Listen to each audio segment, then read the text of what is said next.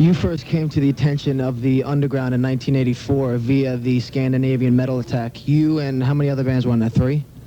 It was me and 2 other guys. We got together in March of 1983, and the reason why the whole thing kept on going at all was because they had a rehearsal place for free and a lot of equipment.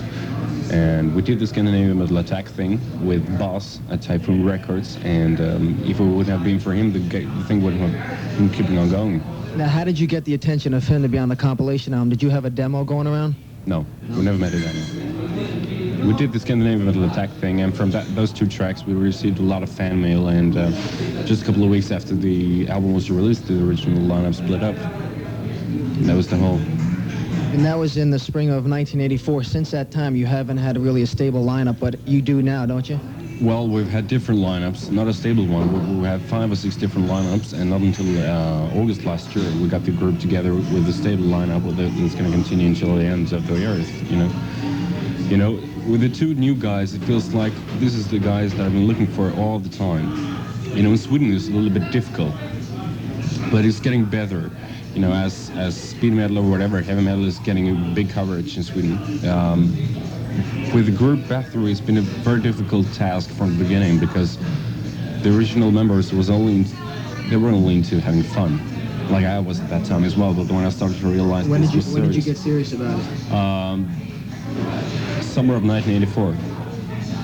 And the one who talked me into the serious part of it was Boss, and if we haven't been getting in contact with him, if we would have been someone else, we would have been one of the heavy metal bands in Sweden that never gets the attention they need. Now, you and Boss have been working since now for 3 albums. Do you see it continuing in the future? All right. Yeah?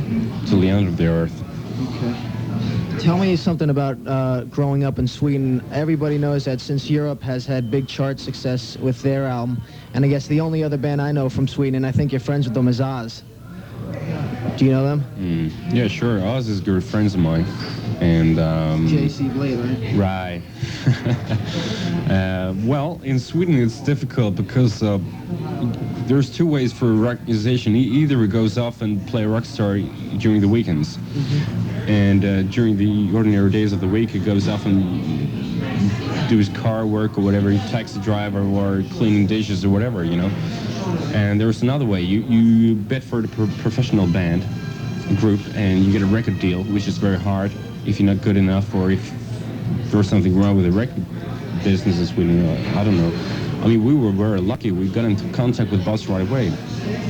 And if it wouldn't have been for him, you know, we would probably have been one of those hundreds of metal bands in Sweden that doesn't get any coverage at all. Do you think you've been lucky being located in Sweden? I gotta answer that question by saying that for myself personally, it's like if I would have been grew up here in New York, it would have been totally different. I want to keep the Swedish anonymity, you know, being on the other side of the globe and the typical Scandinavian mentality or whatever. As long as you're into the music and you have a very true relationship to the fans, it doesn't matter wherever you may live. I think, for me, myself personally, it's okay by living in Sweden. I love the place. I was born in Stockholm, raised in Stockholm, and I'll never leave Stockholm, you know. No, the Hard Rock Cafe's in Stockholm, isn't it? Well, that's not the only place to get ticked, you know. There are a lot of other places, you know, but to mention one, yes. Okay, and I gather that's something you do when you're not in Bathory, right? I used to a couple of years ago, but the past 18 months I haven't been doing anything but rehearsing with the group and writing new stuff for the next album and everything. Now, your first visit to the United States, if I'm correct, was back about October last year. October. You were at Lemoore. What'd you think? That was your first time at Lemoore, and Lemoore is sort of the big place for heavy metal in New York. What did you think of it? Everything was very confusing because I went there with a couple of people and I told them, don't tell anybody I'm here because I want to be able to go walk around and just be anybody. And especially as people shouldn't be able to recognize me, you know, in person from pictures that's been released before. It should be a very easy thing for me to just walk around like, you know, just anybody.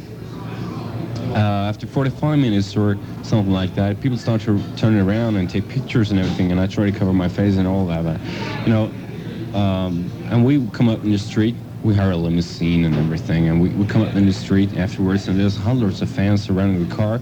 We sign autographs and tits and ass and posters and everything, and it's great. How did that make you feel? I mean, was it good getting there? Before, you only had contact through letters with fans, which is as important as having a clear perspective of what kind of people is buying your records.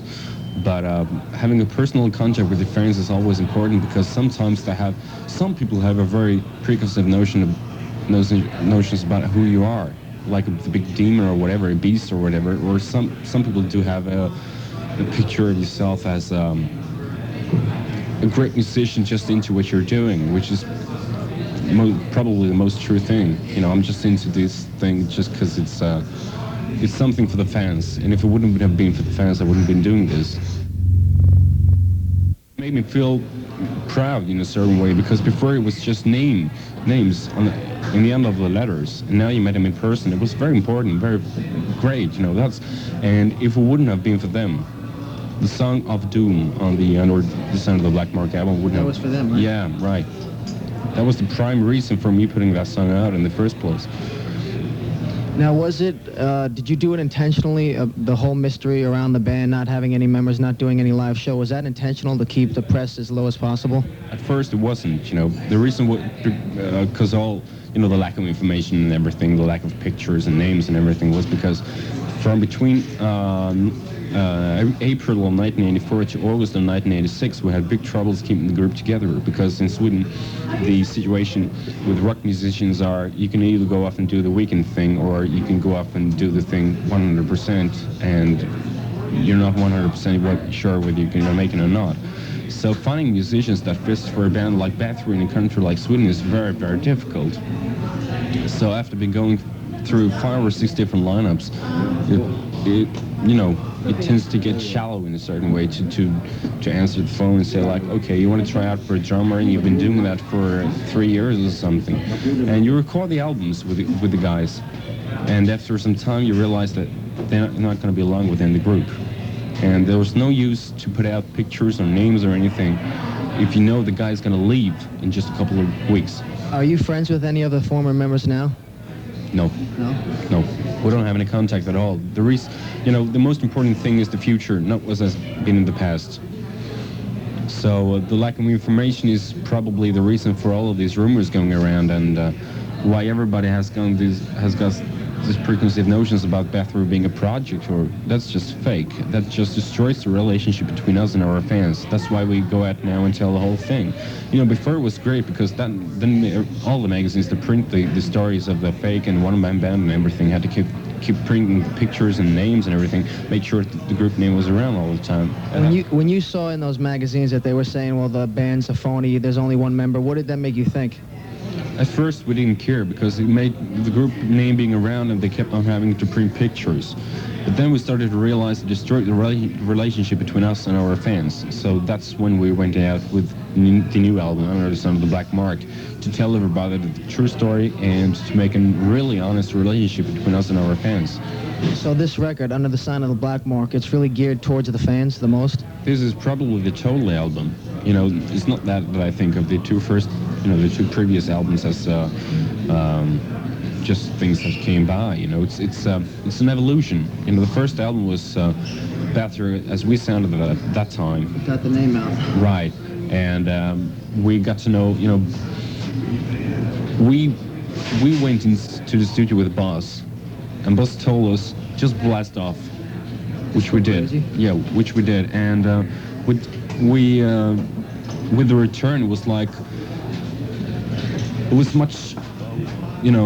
I took too much responsibility on my shoulders.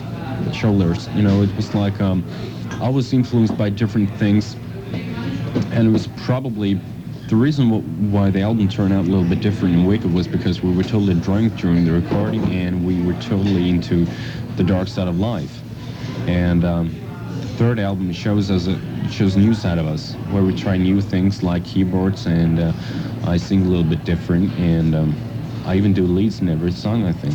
Is it fair to say, do you think this is a fair assessment to say that the second album, The Return, was overlooked? Because I didn't hear that. I mean, there was press on it, but not as much as the latest one. Well, I think people are being influenced by what they read. If someone writes and says that The Return is not as good as the first album, everybody considers the first album to be a classical one. As far as I'm concerned, as me being a musician who's been writing this stuff and playing guitar and singing, it's different. I feel for all the tracks, otherwise I wouldn't have recorded them. And I feel for all the albums and releases and everything, but I can't say that one album is weaker than another album, because at that time we sounded like that.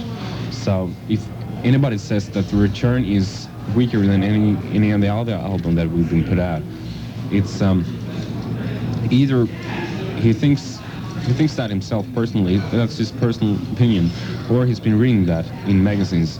How come The Return was out in the United States on Combat, and then you broke that off? How come the latest album, was that just a one-album deal with Combat in the States? Business is business, and you want to make it as smooth as possible. Huh? As smooth as possible, and we got new Renaissance records right now, and we're sure as hell going to get things right with them. Now, the new Renaissance album is going to be out this week, Jeannie? Yes, it'll be out officially on Friday. Okay. Now, Elizabeth Bathory, the theme of the new album, can you tell us about her? She was a real character? The theme of the new album? Yeah. Well, you dedicate the album to Elizabeth Bathory. No, we dedicated a song to Elizabeth Bathory, a song called Woman of Dark Desires.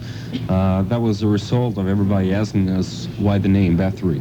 And was it because of the Venom song Countess Bathory and everything? And I told everybody, and after a couple of years it tends to become a boring thing to try to explain to everybody that her name was never Countess Bathory. Her name was Elizabeth Bathory. She was born in Hungary a couple of hundred years ago, and she married Count Nadashti. And when marrying someone, you get the guy's name, last name, right? Mm-hmm. So she was Countess Nadashti, and never Countess Bathory. So that's wrong from Venom's side. Never mind. We dedicated the song "One of Dr. Desires" to Elizabeth Bathory, mainly because everybody asking us why the name Bathory, and because they wanted to know more about Elizabeth Bathory. Well, why don't you answer a couple questions now? Why did you pick the name Bathory? At first, we had a lot of different names. I read a book about, Vlad Tepes, the original Dracula, and Gilda Reyes and everybody, and Elizabeth Bathory was in that book, and I thought I was just fascinated by her life story, mainly because she was a female, because the most usual thing is that there's a crazy guy somewhere a couple hundred years ago that's doing dirty business. This was a female, and she was doing it the female way. She had orgies, sex orgies, blood orgies, whatever, and there's a lot of other things to it, I was just fascinated by her lifestyle. And you want a name for the group, so we just picked up Bathory as the group.